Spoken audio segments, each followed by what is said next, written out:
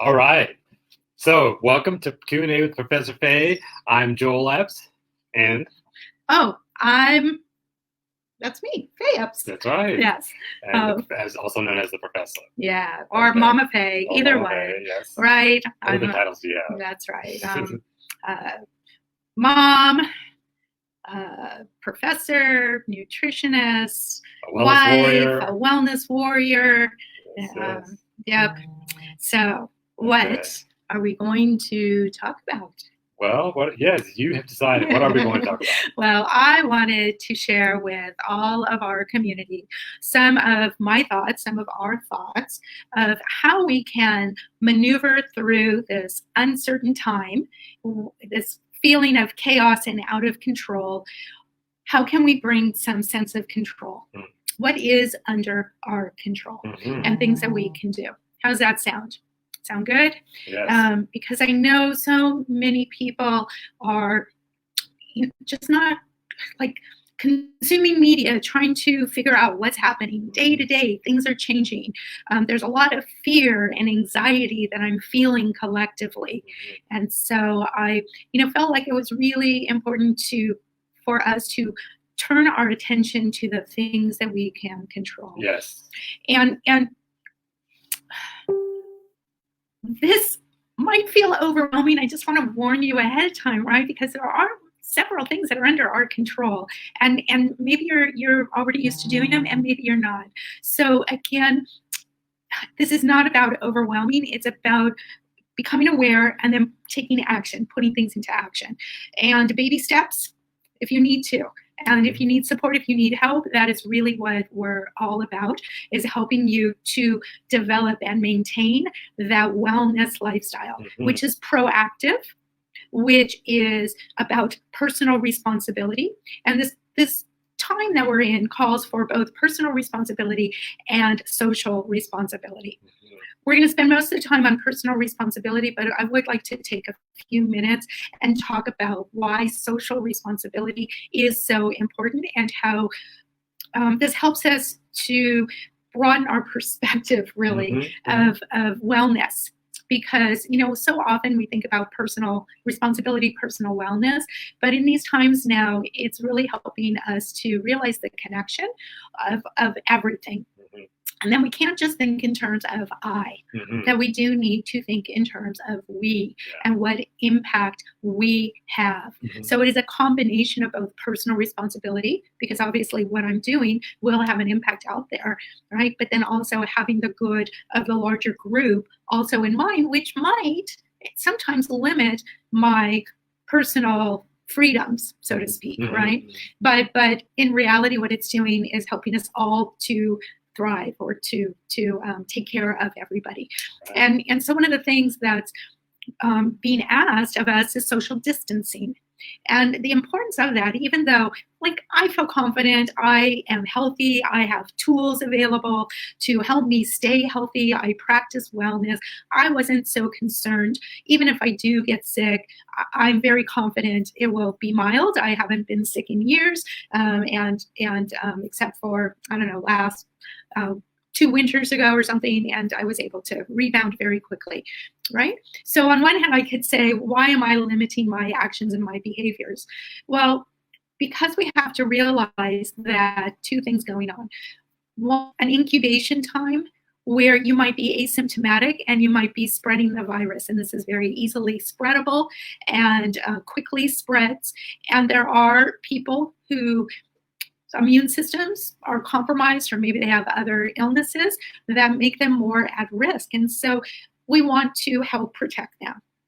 Now, the second larger thing with social distancing is trying to help the spread of all of this so that we don't have a huge peak in number of illnesses, which would mean a number of critically ill, which means an increased number of people that would need critical healthcare equipment, beds, supplies, that if too many at one time, it would overload the system and we wouldn't be able to handle them all, and choices would have to be made as far as triaging who gets care and who doesn't get care. So individuals that normally would not die from this could end up dying from lack of resources. And that's what we have to understand. And so that's that social responsibility piece. And so during this time, then let's take advantage of how staying at home can actually be a blessing. We can develop some new routines, maybe, that we didn't have time to do before. Mm-hmm. Creating new habits take energy and sometimes, more mental capacity that we just don't have. We're now, with more time, let's start creating healthy habits. And so I do want to talk about, 3 main areas for us to look at for self-care. But before I do that, in general, I want us to start to think about managing our thoughts. Our thoughts, we have 50 to 60,000 thoughts a day. Wow. And most of them, we're not even aware of them unless we start to pay attention. But those thoughts, a belief is really just a thought that we think over and over again. And so those thoughts are often become our beliefs, which influence the choices we make, the behaviors that we do. Right. Okay. And so again, bringing our thoughts to our awareness and starting to question, is there another way to think about this? Right? Or can I do anything about this now? Can I choose again a different thought?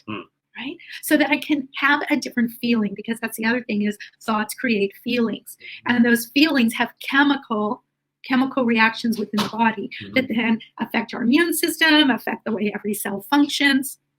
So thoughts become reality through physical reactions in our body. And so now it's really important that we look at how are we managing our thoughts? What are we doing? Sometimes it's just stopping those thoughts. Sometimes it's countering them. Wait a minute, who says that's true? Other times it's practicing some actual techniques that we'll talk about when I get into some self-care things. But I just really wanted to put that in the forefront. And one of the most important things is to stay in the moment.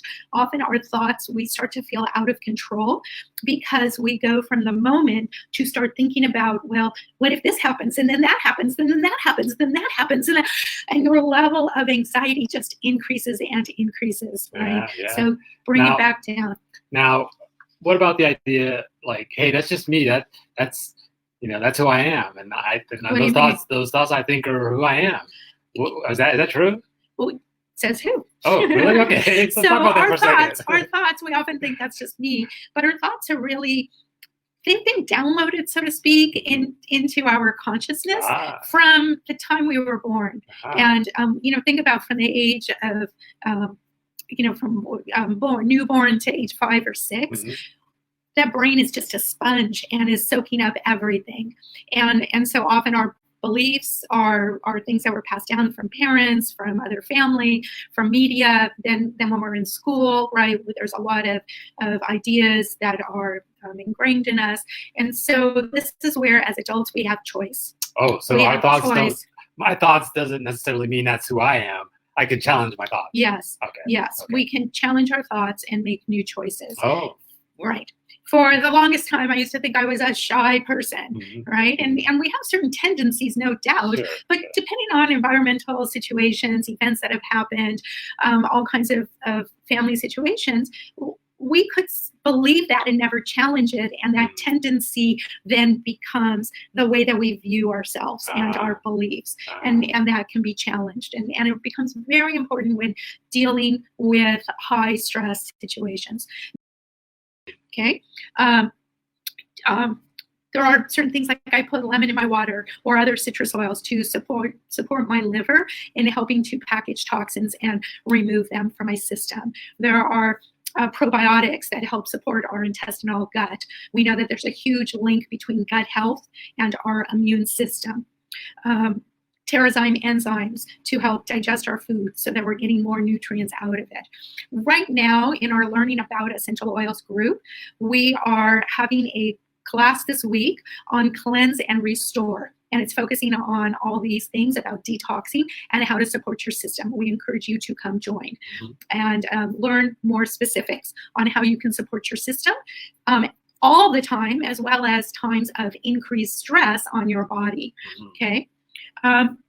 Drinking lots of water is another important thing, making sure you are consuming at least half your body weight in ounces of water. Wait, say that again. Half your body weight in ounces of water. So if I weigh 150 pounds. Yeah, so about 75 ounces of water. Yes, okay. yes. Not soda. No, water, herbal tea. Not juice. Personally, I will put hot water with peppermint and lemon, make a tea like that. Or right now I have Good Earth decaffeinated sweet and spicy tea, but I added some extra wild orange and cinnamon as a boost. But not coffee. No, coffee.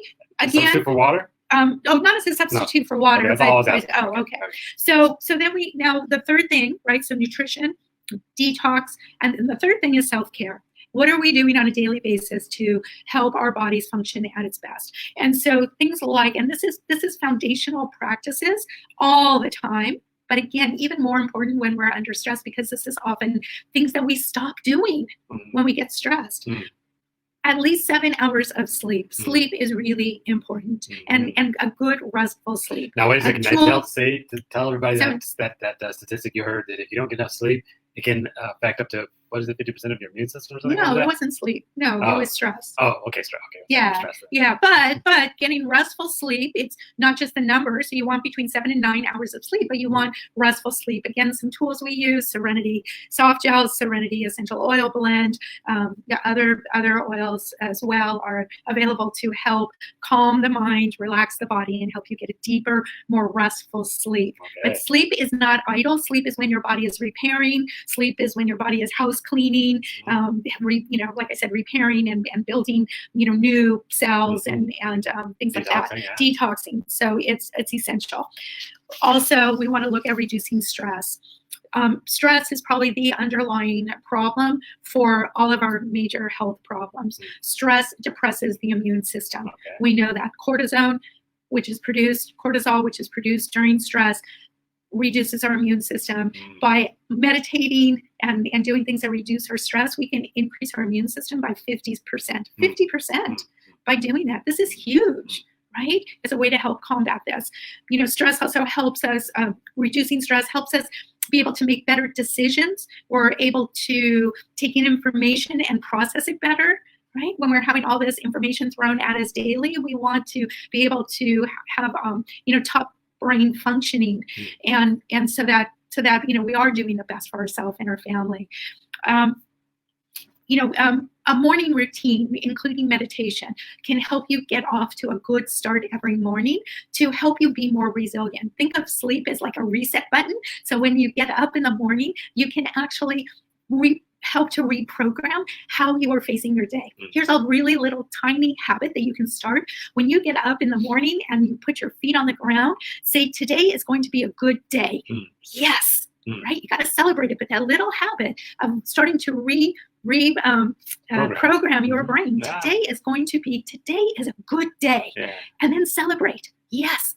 It actually helps to anchor that into our subconscious, and we can start the day off feeling better. And then by adding a morning routine, maybe with prayer, spiritual reading, or listening to meditation, whatever is uplifting, and then some exercise. Movement is really important. One, for helping with circulation and getting things out of our system, and two, for helping to get rid of those stress chemicals. Right? And three, for bringing nutrients to our cells that we need, right? So it helps. It also helps reduce depression.